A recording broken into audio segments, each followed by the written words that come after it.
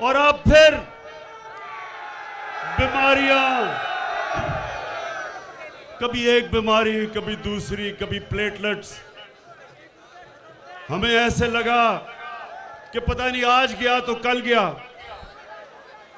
हमने इसको, और मैं आज तस्लीम करता हूं, बड़ी गलती की। इसको हमने इजाजत दे दी बाहर जाने के लिए। तो ये जब पख्तूनख्वा में जाता था तो कहता था इमरान खान किधर है नया पख्तूनख्वा। तो जब 2018 का इलेक्शन हुआ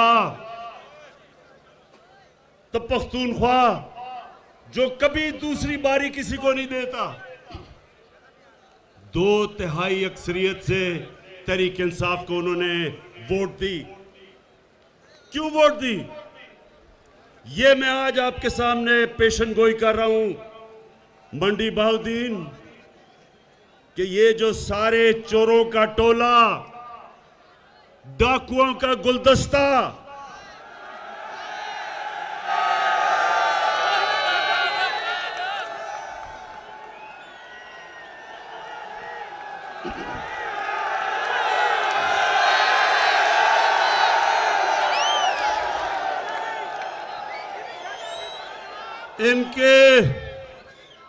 इन डाकुओं के गुलदस्ते में एक, मैं उसको मुलाना नहीं कहूंगा। क्या कहूं उसको?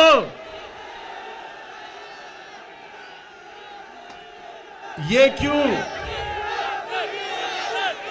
ये डीजल क्यों सबको इकट्ठा करके हर 3 महीने के बाद कहता है गवर्नमेंट को गिरा दो?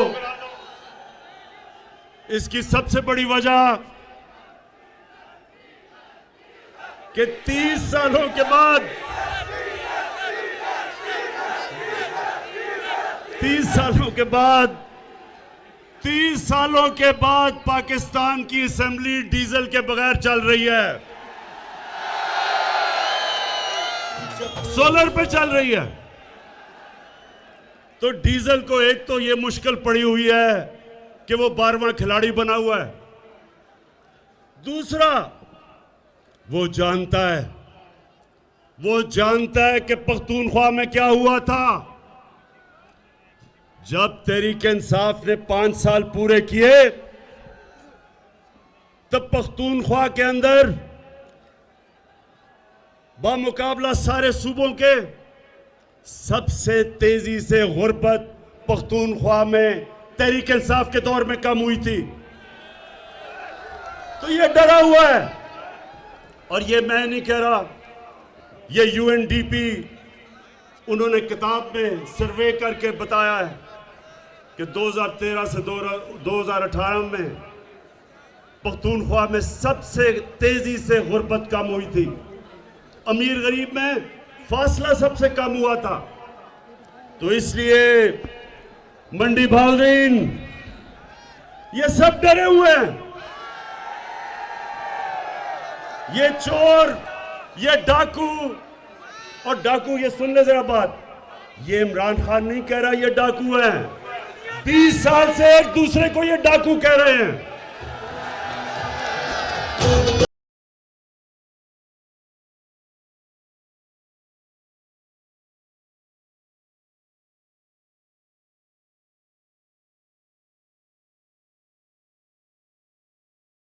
तो एक तरफ फजल रहमान इनको डरा रहा है कि जल्दी जल्दी किसी तरह इसको गिरा दो, नहीं तो 2023 का भी इलेक्शन गया।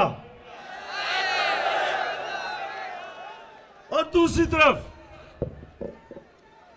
एक छोटा मियां है, एक तो बड़ा भगौड़ा मियां है, एक छोटा मियां है। अब छोटे मियां को क्या मसला पड़ गया?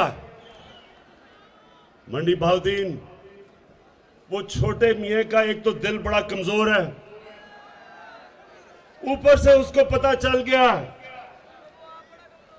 कि मकसूद चपड़ासी के अकाउंट में 300 75 करोड़ रुपया कैसे आ गया? मंडी बहुद्दीन नौजवानों, आप जानते हैं मकसूद चपड़ासी कौन है? चले मैं जरा आज आपको इंकशाफ करता हूं कि 15,000 रुपए महीने की तनख्वाह में मकसूद चपड़ासी छोटे मियां की sugar mill, Ramzan sugar mill में एक मुलाजिम था। उसके बैंक अकाउंट में एफआईए ने पता चला, एफआईए को, कि तकरीबन 4 अरब रुपया 375 करोड़ रुपया उसके बैंक अकाउंट में आ गया।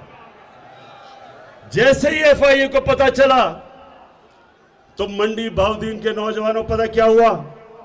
पहले तो छोटे मियां ने अपने बेटे को लंदन भिजवाया। वो जल्दी जल्दी फरार हुआ रात को। वो इनका स्पेशलिस्ट था, पैसे इकट्ठे करने वाला, सलमान शहबाज, वो आज लंदन भाग गया।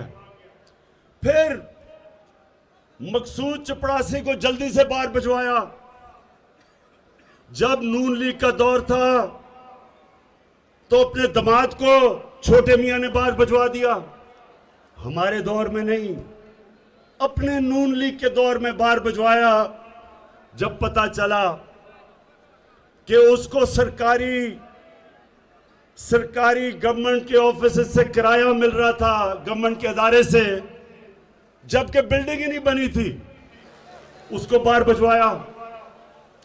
उससे पहले भगौड़े मियां का 2 बेटे नून लीग के दौर में बाहर भिजवा दिए। और आए सागदार को, मुंशी को कौन भूलेगा? उसको ये खाकान अब्बासी जब प्राइम मिनिस्टर था, अवाम के टैक्स के खर्चे पे अपने जहाज में इसने उसको बाहर भिजवाया। अब नौजवानों, मुझे ये बताओ कि अगर आपने चोरी नहीं की तो आपको डर किस चीज का है? पाकिस्तान की, हाँ, इमरान खान से डर है।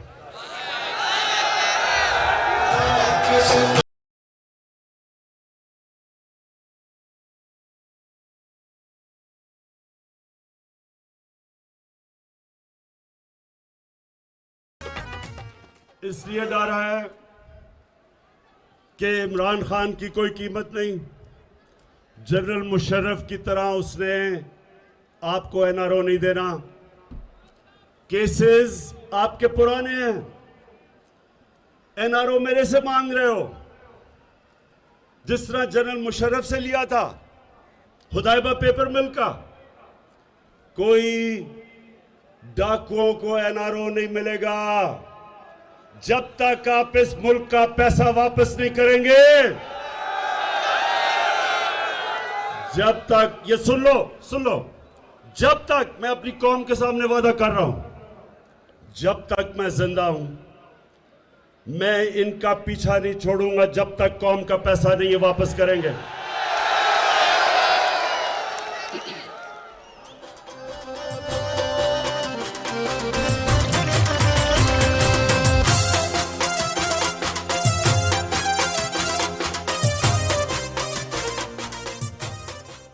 तो मंडी बहुद्दीन, सबसे पहले तो मैं इनसे पूछता हूं कि आज पाकिस्तान की अदालतें आजाद हैं। ये नहीं कि शहबाज शरीफ टेलीफोन करता है कि जस्टिस कयूम 3 साल नहीं 5 साल की सजा दो, ये अब नहीं होता। सुप्रीम कोर्ट के ऊपर डंडे से चीफ जस्टिस के ऊपर अब हमला नहीं कोई करता। हम अदालतों की इज्जत करते हैं। उसको पहले जस्टिस सजाद अली को डंडों से अदालतों से भगाया क्योंकि वो करप्शन का केस सुन रहा था, और फिर ब्रीफ केस चले, कोयटा के बेंच को खरीदा गया, और अब मरियम साहिबा कहती है मेरे पास टेपें हैं। इमरान खान जितना दूजियां जमातां फिर बड़ा पिटना जितना वही इमरान खान जितना दूजियां जमातां फिर बड़ा पिटना जित जावे साडी तहरीक अज मेरा जी करदा ए इमरान खान दे जलसे च अज मेरा नचने कभी नौजवानों कभी आपने सुना कि सियासतदान टेपे रखते हैं और टेपों से ब्लैकमेल करते हैं जजों को। पहले वो अरशद मलिक जज था, उसके ऊपर जी हम टेप हमारे पास है। फिर पुराने चीफ जस्टिस के ऊपर एक टेप बनाई गई, एक फेक टेप बनाई गई अपने केस से बचने के लिए। ये पॉलिटिशियन नहीं करते, ये माफिया करता है। और इस माफिया का मेरी कौम ने मुकाबला करना है। आपने मेरे साथ मिलना है, मेरे पे छोड़े। मैंने इनका आपको बता दिया, जब तक जिंदा हूं इन चोरों का मैं मुकाबला करूंगा। अच्छा जी, अब ये जल्दी क्या है? अदमे एतमाद वोट के लिए डीजल का तो हमें पता चल गया, जल्दी क्या है? शहबाज शरीफ को मकसूद चपड़ासी की मुश्किल पड़ गई है। उसे पता है कि जब भी ये केस सुना गया तो इससे तो वह बच सकता नहीं है। अगर हर जगह जी मैं बेकसूर हूं, अगर धेले की भी करप्शन साबित हो जाए तो मैं ये कर दूंगा, नाम बदल दूंगा। शहबाज शरीफ, अगर तुम बेकसूर हो, क्यों टाइम लेते हो अदालतों से? कहो डे टू डे हियरिंग करो, हर रोज मेरा केस सुनो। जब मेरे ऊपर आपने सुप्रीम कोर्ट में केस किया था, क्या मैं बाहर भाग गया था? मैंने वहां खड़े होकर सुप्रीम कोर्ट में साबित किया कि मैं सादिक और अमीन हूं। एक एक जो दस्तावेजात सुप्रीम कोर्ट ने मेरे से मांगे मैंने दिए। मैं तो कहीं नहीं भागा, मैंने तो डेटे नहीं ली, मैंने तो बल्कि सुप्रीम कोर्ट को जल्दी केस सुनो। तो शहबाज शरीफ क्यों भाग रहे हो? आजाद अदालतें हैं। वो बेटे क्यों बाहर भगवाया हुआ है? वो भगौड़े मियां के दो बेटे क्यों बाहर भागे हुए हैं? और मरियम बीबी, आप भी ये सिर्फ बता दें कि 80 करोड़ रुपया आपका चौधरी शुगर मिल में आपके पास जिस आदमी से, वो दुबई के आदमी से कहा भेजा, उसने कहा मैंने कोई पैसा नहीं भेजा। इसका मतलब कि वो भी डरी हुई हैं केस से, वो भी डरा रही हैं जजेस को। तो अदम एतमाद ये इसलिए चाहते हैं कि जल्दी जल्दी ये हुकूमत जाए और हम फिर से किसी तरह बचे जिस तरह मुशर्रफ के दौर में बचे थे। तो शरीफ खानदान, मेरा आज पैगाम है आपको, आप जो भी करेंगे हम हर चीज के लिए तैयार हैं। जो भी आपका प्लान है, कप्तान उस प्लान के लिए तैयार बैठा है।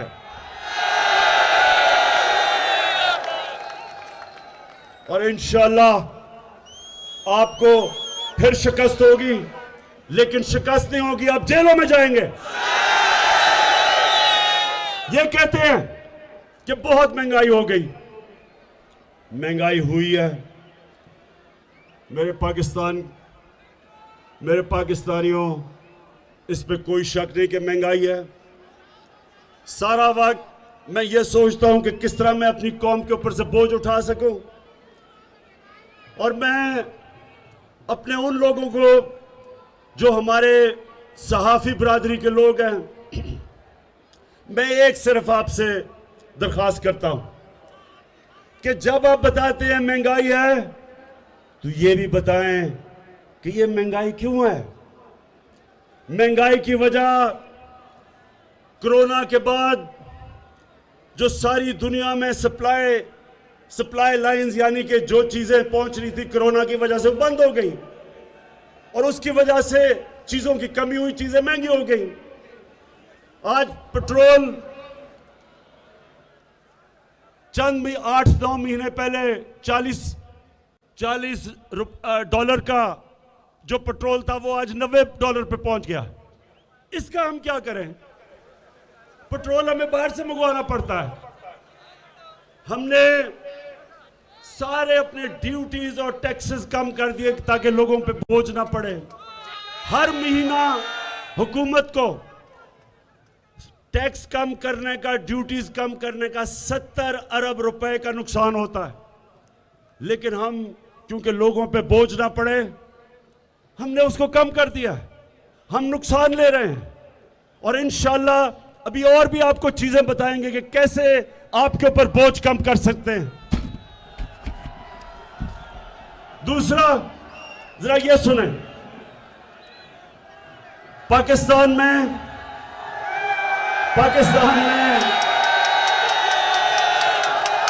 पीपल्स पार्टी के दौर में इससे ज्यादा महंगाई थी, नून लीग के पहले साल में इससे ज्यादा महंगाई थी, लेकिन अमेरिका में 40 साल के बाद सबसे ज्यादा महंगाई आज अमेरिका में। बर्तानिया में 30 साल के बाद सबसे ज्यादा महंगाई है। जर्मनी में 26 साल के बाद आज सबसे ज्यादा महंगाई है। तुर्की में 20 साल के बाद सबसे ज्यादा महंगाई है। और ये अगर आप अपने मोबाइल फोन के ऊपर गूगल करें आपको पता चल जाएगा कि मैं सच बोल रहा हूं। हमारी बदकिस्मती है कि दुनिया में सारी चीजें जो हम बाहर से मंगवाते हैं, तेल, पेट्रोल, गैस, कोयला, घी, ये सब दुगने से ज्यादा महंगे हो गए हैं। तो इसलिए मुझे एहसास है कि महंगाई है, लेकिन मैं आपसे आज वादा कर रहा हूं कि हमारी पूरी कोशिश है कि किसी ना किसी तरह आपके ऊपर बोझ कम करें और आप देखेंगे हम कदम उठाते जाएंगे तो आपके ऊपर बोझ ना आए। लेकिन मुझे फख्र है कि आज पाकिस्तान में हमारा मुल्क सही रास्ते पर निकल चुका है।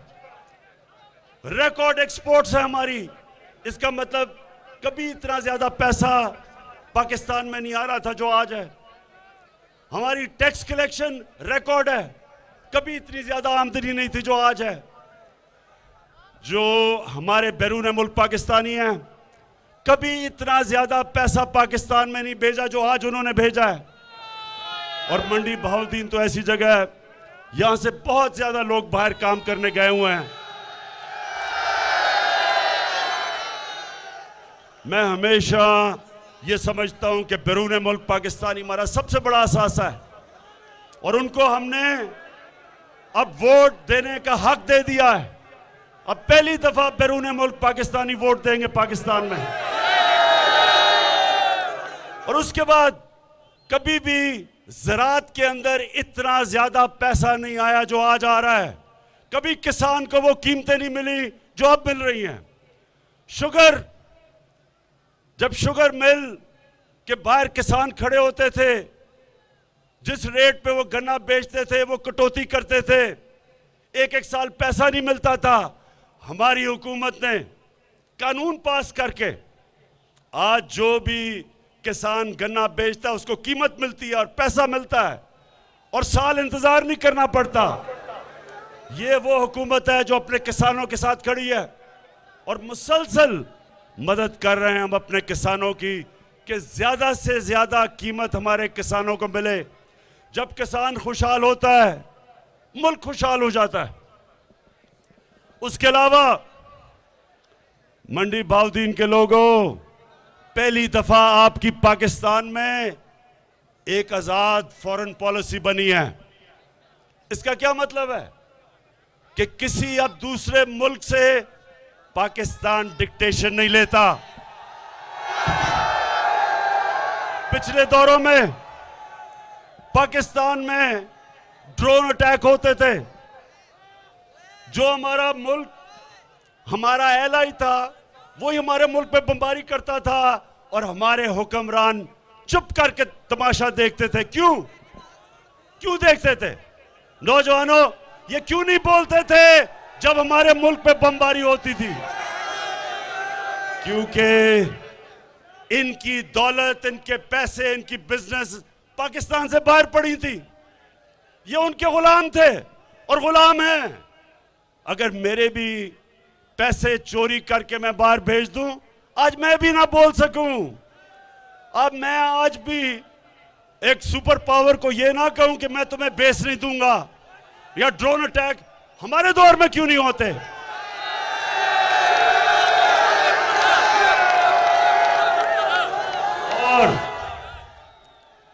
और मेरे पाकिस्तानियों, एक तो मैं इंतजार कर रहा हूं कि ये हमारे मुल्क में इंशाअल्लाह जो हम अपने नौजवानों के लिए आईटी के अंदर, इंफॉर्मेशन टेक्नोलॉजी में जो इनकलाब लेके आ रहे हैं, क्योंकि हमारी नौजवान आबादी है। पहली दफा पाकिस्तान में 70% इंफॉर्मेशन टेक्नोलॉजी, आईटी के एक्सपोर्ट्स बढ़ी हैं और इसके ऊपर हम पूरा जोर लगा रहे हैं। नौजवानों, इंशाअल्लाह जो रोजगार इससे मिलेगा, फिर हम 2 प्रोग्राम लेके आ रहे हैं आपके लिए कामयाब पाकिस्तान में। सूद के बगैर कर्जे अपने नौजवानों के लिए लेके आ रहे हैं ताकि खुद अपने लिए नौकरियां ढूंढ सके। और सबसे बड़ी बात, मंडी बहाउद्दीन के लोगों, ये कभी पाकिस्तान की तारीख में नहीं हुआ कि पहली दफा पाकिस्तान में हर खानदान को 10 लाख रुपए की हेल्थ इंश्योरेंस लेके आ रहे हैं। एक गरीब घर में जब एक बीमारी आती है, पैसा होता नहीं लोगों खानदान के पास, कर्जे ले लेते हैं इलाज करवाने के लिए। लोग गुर्बत की लकीर के नीचे चले जाते हैं जब कोई बुरी बीमारी एक गरीब घराने में होती है। लेकिन आपके लिए अब 10 लाख रुपए का हेल्थ कार्ड है। किसी भी अस्पताल में जाके, गवर्नमेंट हॉस्पिटल नहीं, अच्छे से अस्पताल में जाके अपना इलाज करवा सकते हैं 10 लाख रुपए तक। ये पहले क्यों नहीं हुआ? नौजवानों, ये पहले क्यों नहीं हुआ? क्योंकि जब ये 2 बड़े खानदानों को खांसी भी होती थी, ये लंदन चले जाते थे, चेकअप के लिए लंदन चले जाते थे। इनको क्या पता कि यहां लोगों की किन किस्म की मुश्किलों का ही अवाम सामना करता था। तो इंशाअल्लाह ये शुरुआत है। हमने पाकिस्तान को एक फलाई रियासत बनाना है, जिसके लिए यह मुल्क बना था, इस्लामी फलाई रियासत। और उसके सफर में सबसे बड़ा कदम जो हमने उठाया है वो है हेल्थ इंश्योरेंस, सेहत कार्ड का। तो इसका आहिस्ता आहिस्ता आपको पता चलेगा कि अमीर तरीन मुल्कों में भी हर खानदान के पास हेल्थ इंश्योरेंस नहीं, जो इंशाअल्लाह ये मार्च तक सारे पंजाब के अंदर आ जाएगी। इसके लिए भी उस्मान बुज़दार, मैं आपको खराज तहसीन पेश करता हूं। 400 अरब रुपया, कभी किसी ने सोचा भी नहीं कि 400 अरब रुपया आपने मुख्तस किया है अपनी सारी अवाम को हेल्थ इंश्योरेंस देने का, हर खानदान को। इसका तो आपको अल्लाह भी सवाब देगा। और आखिर में अपने पाकिस्तानियों को मैं अपनी आखिर में ये बात करना चाहता हूं, और ये बड़ा गौर से आपने मेरी बात सुनी है।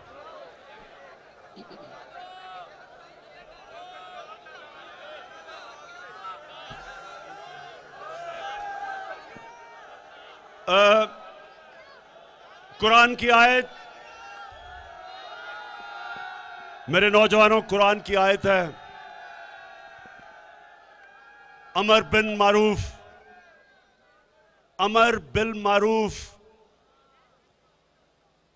व नही अनिल मुनकर। इसका क्या मतलब है?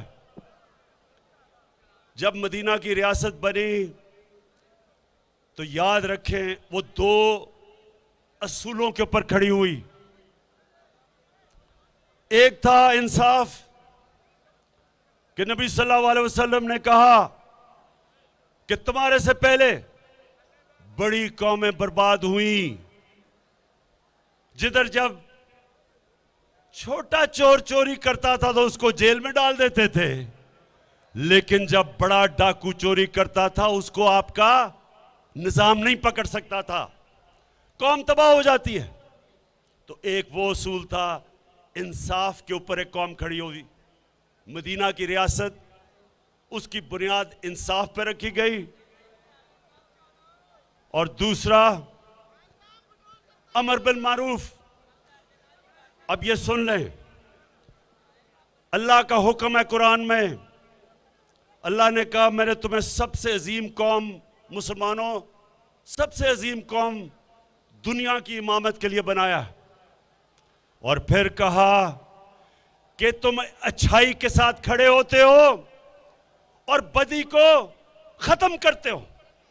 यानी कौम जब तक अच्छाई के साथ ना खड़ी हो और बुराई के खिलाफ जहाद ना करे, वो कौम अजीम कौम नहीं बन सकती। अब मैं आपके सामने रखता हूं कि ये देखें कि जिस मुल्क में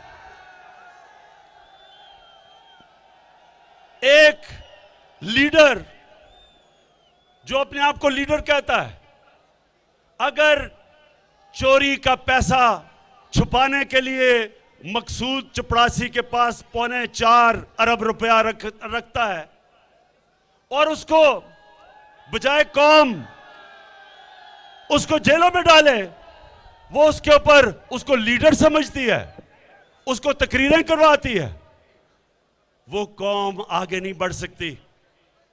मौलाना रूमी ने भी ये कहा कि कौम तब तबाह होती है अच्छे बुरे की तमीज जब खत्म हो जाती है।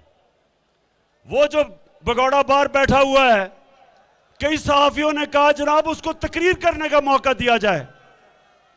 यानी कोई, मैं उन सहाफियों से पूछता हूं आप में अच्छे बुरे की तमीज नहीं, अगर उसको तकरीर करने का मौका दिया जाए तो जेलों में जो गरीब चोर फंसे हुए हैं उनको भी बोलने का मौका दिया जाए। अगर बड़े चोर को अब बुरा नहीं कहता माशरा, तो फिर चोरी में बुराई क्या है? क्यों कोई मेहनत करे?